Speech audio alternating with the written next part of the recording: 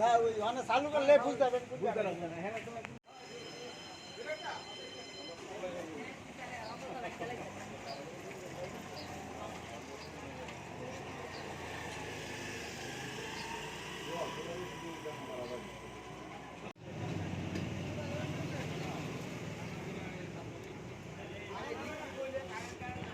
ওই তো 6:30 নাগাদ, 6:28 বা 6:30 এমন বাজে আর কি। খালি গাড়ি ছিল? হ্যাঁ, খালি গাড়ি। কোন জায়গাতে আসার পথে? হ্যাঁ, কোন দিক থেকে আসতেছিল গাড়িটা? এটা ওই তো শহরের দিক থেকে আসছিল আর কি, মাটি ফেলে মাটির জন্য আমার যাচ্ছিল। তার মধ্যে ওই আমি মানে বাইরেই ছিলাম, মেয়েকে নিয়ে টিচারের বাড়িতে যাওয়ার জন্য রেডি। তার মধ্যে হঠাৎ করে এই আওয়াজের সঙ্গে সঙ্গে দৌড়ে আসলাম।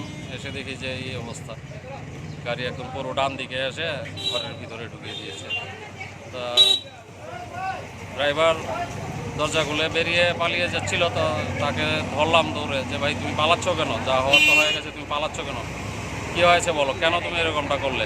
তখন বললো যে দাদা আমি সারা রাত্র ট্রিপ দিয়েছি, তা আমার ঘুম লেগে গিয়েছে, তো ঘুমের ঘুরে আমি দৌড়ে ড্রাইভারকে ধরলাম যে তুমি পালাচ্ছ কেন, তোমাকে কেউ এখানে কিছু করবে না, তুমি থাকো স্পটে, কী হয়েছে বলো। তখন ও বললো যে দাদা সারা রাত গাড়ি চালিয়েছি, তো এখন আমার একটু ঘুম পেয়ে গিয়েছিল, তার জন্য এরকমটা হয়েছে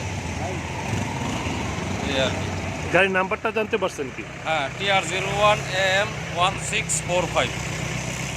এর পেছনে তো নাম্বার প্লেটই নেই। না, পেছনে ট্রিপারের কোনো ট্রিপারেরই পেছনে নাম্বার প্লেট থাকে না, কারণ তারা প্রায় সময় এই ধরনের দুর্ঘটনা ঘটিয়ে পালিয়ে যাওয়ার সময় যেন পেছন থেকে কেউ গাড়ির নাম্বার দেখতে না পায়, তার জন্য তাদের পেছনে নাম্বার প্লেট থাকে না। আর যদিও কোনো কারণে থাকে, সেটাকে তারা বাঁকা করে রাখে যাতে পেছন থেকে কেউ নাম্বার না দেখতে পায়।